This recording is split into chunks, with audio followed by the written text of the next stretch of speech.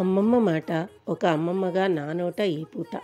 మనము మన ఊరు, మన అమ్మమ్మ తాతయ్యలను మన గ్రామానికి వెళ్తూ వెళ్తూ గుర్తు చేసుకుందామా?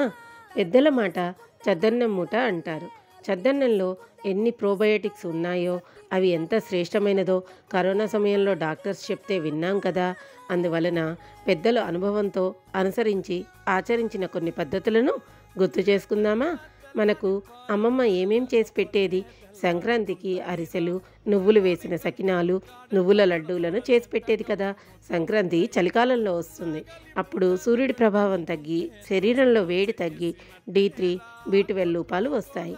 కాబట్టి అవి అధికంగా లభించే నువ్వులు, బెల్లాలతో చేసే పిండి వంటలు పెట్టేది.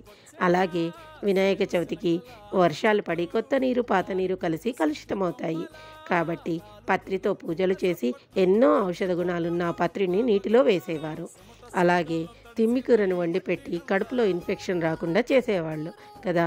అలాగే దీపావళికి సున్నుండలు, గర్జలు, పల్లి ఉండలు, ఇలా బలమైన నెయ్యి, బెల్లం, తేనెలతో ఉపయోగించే స్వీట్స్ని చేసి పెట్టేది కదా అమ్మమ్మ.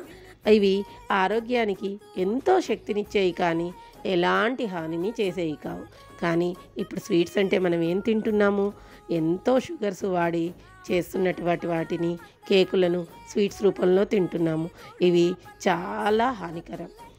ఫ్రెండ్స్, గుర్తుందా మనకు బడి వద్ద స్నాక్స్ అంటే ఏం తినేవాళ్ళం?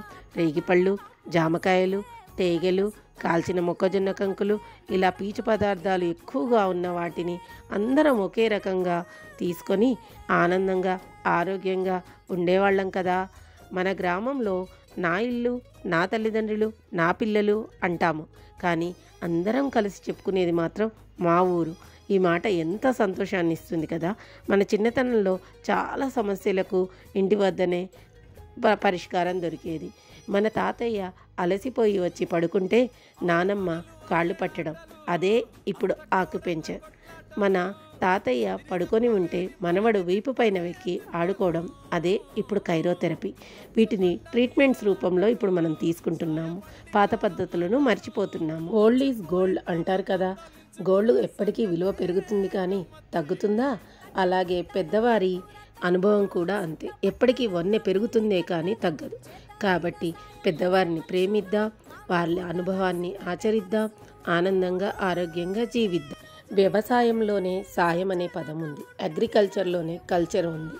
కాబట్టి మన కల్చర్ని, మన గ్రామాన్ని, మన పెద్దల్ని ఎప్పటికీ గౌరవిద్దాం, ప్రేమిద్దాం, వారిని ఆదరిద్దాం. ఏమంటారు?